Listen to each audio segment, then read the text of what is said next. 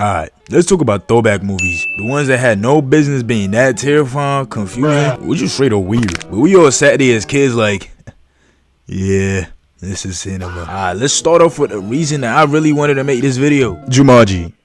Why is this movie so damn aggressively stressful, bro?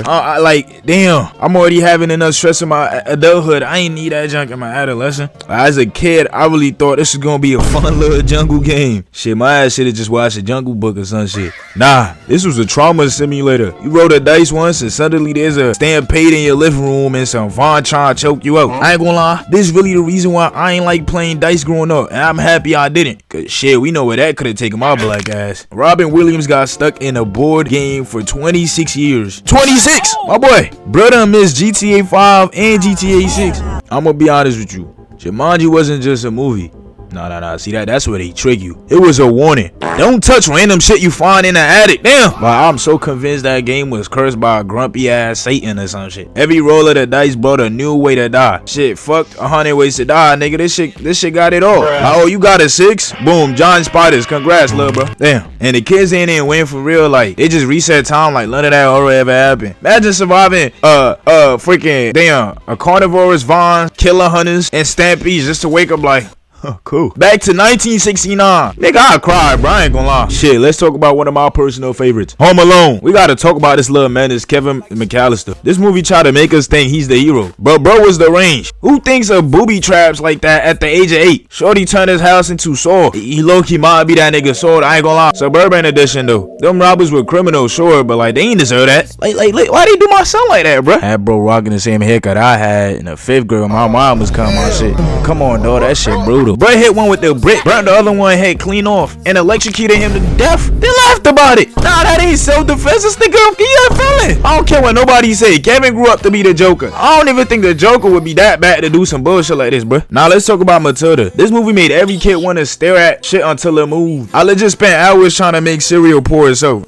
That shit never worked. Matilda had telekinesis and still had to live with them busted parents who didn't love her. Like, damn, shit, you got powers and you still ain't get love. Shorty could bend spoons with her mind, and y'all out here calling her weird? Shit, what? But who'd have been up? How do I tell you? That whole house needed jail time. And Miss Trunchyboo, whatever the fuck, she was like a WWE supervillain, picking up kids by the pigtails and yeeing them across the playground. She was built like she bench presses school buses for cardio. If I saw her in real life, I'm transferring schools immediately. How do I tell you? The Goonies. I ain't talking about y'all little gooners, y'all little Discord mods and shit. Nah. This movie taught every kid that if you follow a map, you either find treasure or get killed by pirates. There's no in between. These kids skipped school, fought criminals, and almost drowned. All for like 5 coins and a bobby trap shell. And Chuck, that man deserve an Oscar. Bro was fighting for his life every 5 minutes. The fact that he ain't end up in therapy after that movie is a miracle. I ain't shit. Next we got E.T. Why do we all act like this movie wasn't creepy as shit? Like, how the fuck did I watch this ugly ass, but bro like a toenail,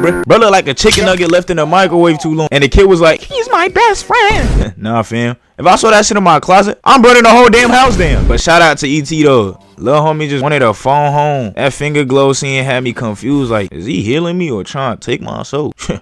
Yo, I don't even swing that way, homie. Beetlejuice. The movie was straight up a fever dream. I don't know how my little ass brain was able to comprehend all of that, bruh. Bro was dead, but somehow still had a hairline like a used mop and an attitude like he just got fired from Hot Topic. Every scene looked like a bad acid trip mixed with Halloween decorations. But he was entertaining though. I get that nigga that. Dude had more personality than half the MCU combined. You say his name 3 times and he pop up instantly. Can't even get my friends to answer the text that fast, bruh. I ain't gonna lie, shit. I'll be lying if I say I ain't try to say that nigga name and nobody responded, bro. Damn, I ain't gonna lie, nobody responded on some bullshit. Willy Wonka and the Chocolate Factory. This movie tricked every kid into thinking they wanted to visit a candy factory until you realize this nigga Wonka was basically running a sugar-coated death trap. This nigga really was wonky. Please clap. Like, this man legit invited kids to his factory.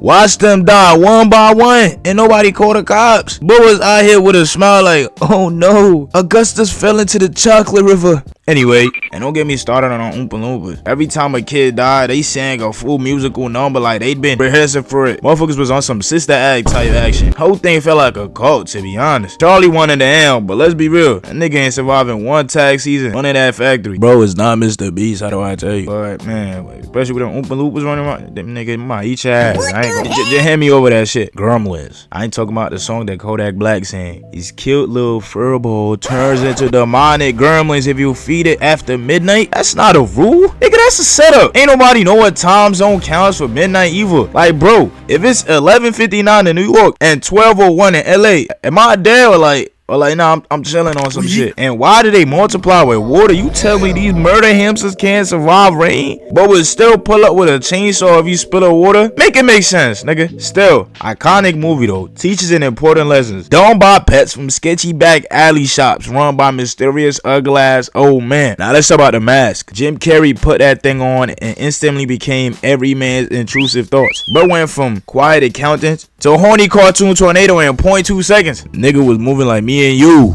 Yes, you. That mask didn't just possess him, it freed his demons. Man was out here wolf whistling like a Looney Tune and dodging bullets like he was allergic to responsibilities. Nigga on some Neo Matrix bullshit. Let me talk about how the cops just let that shit happen. I ain't gonna lie, I don't blame him though.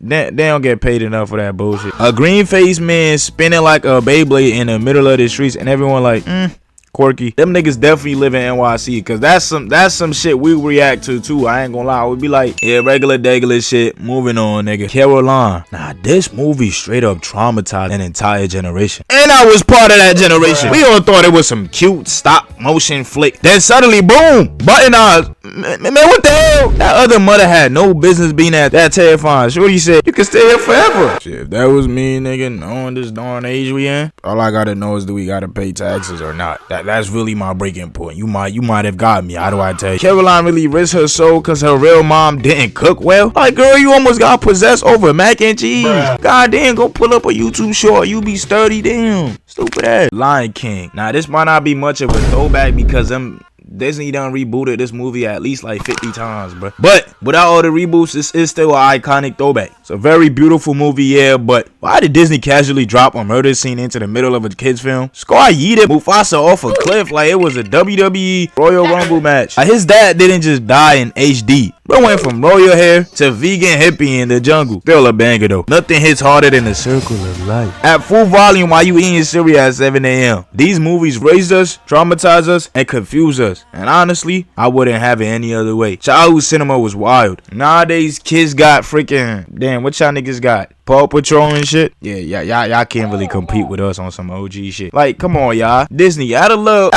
death into the mix. You know, everybody can use a little death nowadays. I'm gonna catch y'all beautiful shorties and chopped ass, uneven hairline having, toenail munching, crusty lip, ashy elbow having ass niggas in the next one. Toodles!